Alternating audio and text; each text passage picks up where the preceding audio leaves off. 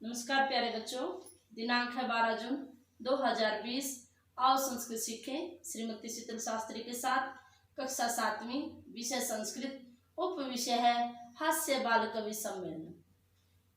आज का जो ये पाठ है रुचिरा द्वितीय भाग नामक पुस्तक जो हमारी 7वीं कक्षा में लगती है, उसका चतुर्थ पाठ का दूसरा भाग है। कल हमने इसका पहला भाग किया था। कल वाले में हमने वैद और गजोधर की रचना सुनी थी। आज वाला हम क्या है, तुंदिल से शुरू करते हैं।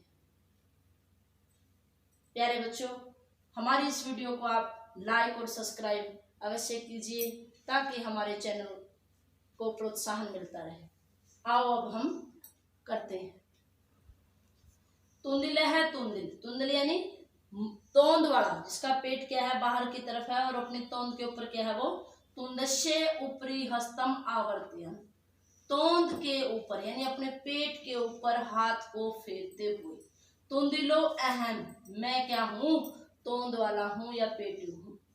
मम अपि इदम काव्यम श्रूयताम, मेरा भी यह काव्य सुनो।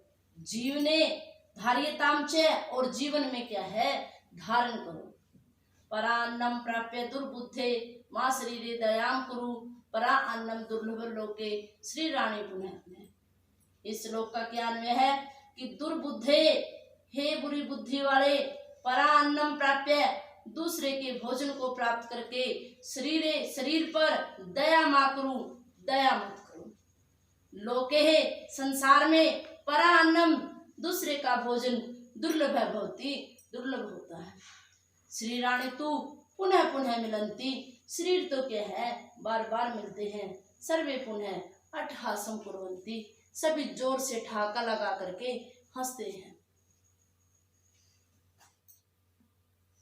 कहने का भाव क्या है कि मनुष्य को जब किसी दूसरे का निमंत्रण प्राप्त होता है ना, तो उसे अपने शरीर के ऊपर क्या है दया नहीं करनी चाहिए, क्योंकि निमंत्रण तो संसार में कभी कभी मिलता है, शरीर तो आता और जाता रहता है। यह सुनकर के जो सभी जो श्रोतागण है वो जोर से ठहाका लगा करके हंसते हैं। चार्वाक है, फिर चार्वाक कहता है आमे आमे, हाँ हाँ, शरीरस्य पोषणम सर्वथा उचितमेव, शरीर का पालन पोषण करना सब प्रकार से उचित ही है।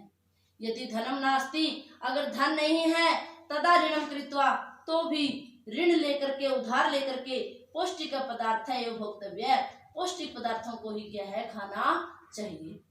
तथा कथयति, वैसा ही कहता है चर्वाक कवि, चर्वाक कवि। यावत जीवेत सुखम जीवेत ऋणम कृत्वा घृतम पिबेत, कि यावत जीवेत, जब तक जिए, सुखम जीवेत, सुख के साथ जिए, ऋणम कृत्वा, ऋण लेकर के उधार लेकर के, घृतम पिबेत, घी को क्या है पीना चाहिए।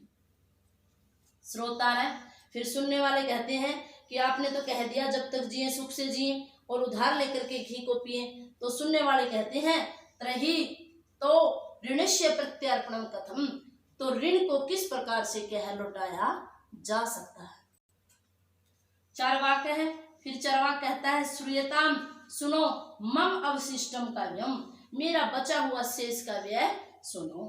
घृतम पीत्वा, घी पी करके, श्रमम कृत्वा, परिश्रम करके, ऋणम प्रत्यार्पयेत जन है, मनुष्य को उधार को क्या है या ऋण को क्या है चुकाना चाहिए। पाठ काव्य पाठ श्रवणेन, यानी कविता पाठ सुनने के द्वारा उत्प्रेरित है, उत्प्रेरित हुआ। एक है बालको अपि, एक बालक ने भी, यानी जो श्रोता थे उनमें से एक बच्चा भी क्या है सारी कविताओं को सुन करके प्रेरित हो जाता है। आशु कविताम रचयति, शीघ्र ही एक कविता की रचना करता है। हास्य पूर्वकम च श्राव्यति, और हंसी पूर्वक सुनाता है। बालक है, फिर लड़का कहता है श्रूयताम श्रूयताम भो, अरे सुनो सुनो, मम अपि काव्यम, मेरा भी क्या है आप काव्य सुनो। लड़का कहता है कि मेरी भी कविता को क्या है तुम सुनो। गजाधर, गजाधरम कविम च एम तुंदिलम भोज्यम लोलुपम कालांतकम तथा वैद्यम चरवाकम च नमामि अहम। अन्वय है इसका, अहम कवि गजाधरम भोज्य लोलुपम तुंदिलम च वैद्यम कालांतकम तथा चार्वाकम च नमामि, कि अहम मैं कवि गजाधर को भोज्य लोलुपम, और भोजन का लोभी तुंदिल तोंद वाले को यानी पेटू को, वैद्यम कालांतकम वैद कालांतक को, चरवाकम च और चरवाक को नमामि नमस्कार करता हूँ।